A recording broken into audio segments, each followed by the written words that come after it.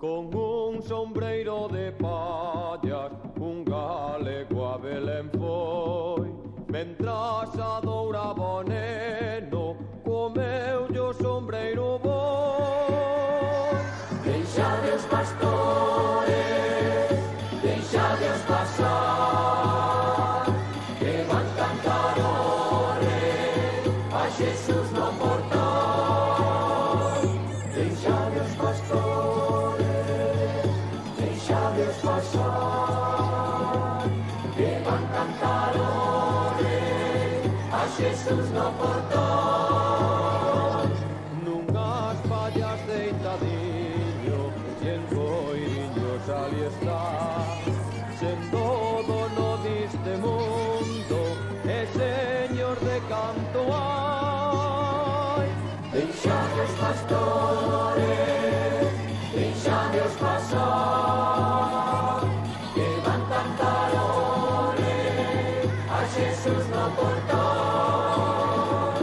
Deixade os pastores, deixade os pasar, que van cantar ore a Jesús no portal.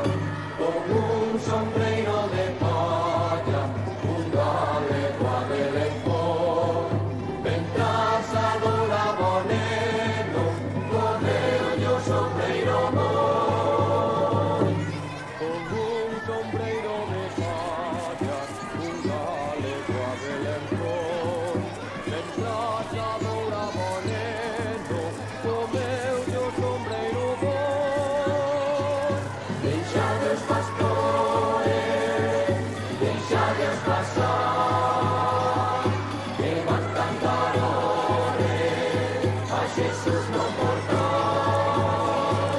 Deixade os pastores, deixade os pasar, que van cantar ore a Jesús no portal. Nunhas pallas deitadiño, en coiriños ali está. Sendo dono deste mundo. Pola noite, pom, pim, pam, patabla, pum, pom, plan, pom, pram, pras, pum, pum.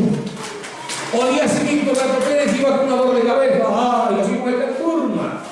Bueno, pues iba el camiño da farmacia buscando un remedio para dor de cabeza cando tocou a solución. Vi un negro que estaba a punto de comer unha mazá. E ao comer a mazá, caeu un dente ao chan. E o rato encendeuse unha luz. ¡Oh! Que idea!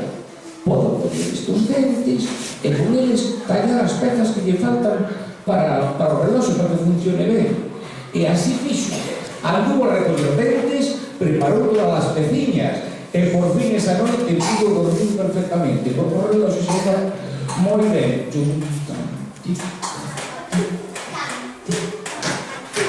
Desde entón, toda a familia Pérez adicase a recoller dentes, a arranxar reloxos e tamén se fixeron muiñeiros.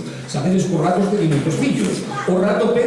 O primeiro Rato Pérez tuvo 627 fillos, 3.227 netos, e así foi medrando a familia Pérez ata hoxe, que se calcula que hai 40.327.721 Ratos Pérez por todo o mundo. E hai un Rato Pérez, que é o Rato Pérez de Pontevedra. E aínda así Pontevedra moi grande. Como fai o Rato Pérez para saber que se vai un dente? Pois aquí onde quería chegar eu. Este é o segredo moi grande. Porque vos veríades que tedes unha compañeira que a veces no recreo fai cousas que dices, por que fai isto? É unha nena que está aquí. Eu vim a entrar antes e que cando vi un rato aí, dixo, ui. Eu vim a sentarse por aí atrás. Mira, está aquí. Como te chamas? Ai, que vamos a Patricia, vente para acá. Mira, vos conocedes ben a Patricia, verdad que sí? Mira, séntate aquí para que te vexan todos. A veces estás no recreo. Patricia remonda a ti e dice, hola, e dice, hola Patri. E Patri queda mirando para ti e logo marcha. E dices, ei, que quería? Quedo mirando para mí e marchou. Está mirando se chegar algún dente, porque resulta que Patri é axudante do Rato Pérez neste colexio. Cando hai un neno que lleva un dente, é ela que se encarga de chamar ao Ratiño Pérez. E agora vos dicir como chegou a isto.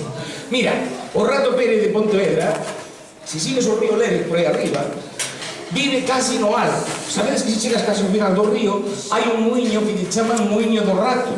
O que pasa que non lle tiñen o apelido, é o muiño do rato, pois é o muiño do Rato Pérez.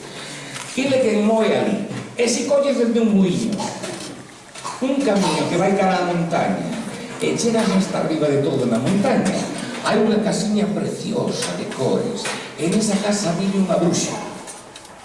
Pero unha bruxa boa. Prepara encantamentos con chocolate, con turrón, con améndoas, todo cousas deliciosas para os nenos. Si queres ir aló, podes ir. Pero moito cuidado, non se pode ir en coche, hai que subir a pé. E claro, me cansado porque é todo monte arriba. Sube, sube, sube, sube. Unha vez con un neno daqui, empezou a subir polo monte, e iba tan cansado que dixo: ui, vou me meter por este camiño que parece un pouco máis fácil.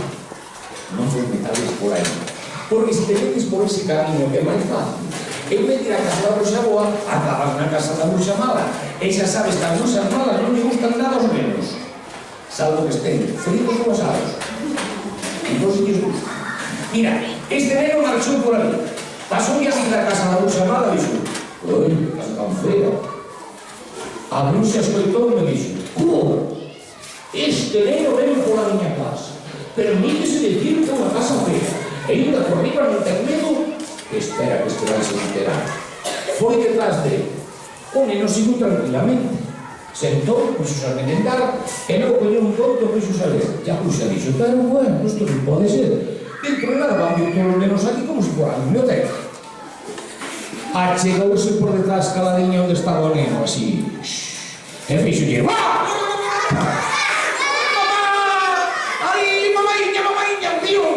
Saiu disparada, tirou o conto polo aire. Aquel conto era o conto do Príncipe Ra. E a bruxa dixo: mira que conto estaba lendo do Príncipe Ra. Pero este encantamento está mal feito, porque eu vou a facer este encantamento como debe de facerse. Vou a convertir a todos os príncipes do mundo en ras. E se as princesas lle dan bicos para que volvan a ser bicos, volvan a ser príncipes, non vai a suceder eso. O que vai a suceder é que as princesas van se convertir en sapos vellos e feos. Ala! Convertido a todos os príncipes do mundo en ras. E todos estaban aí no río. Cuá, cuá, cuá, cuá.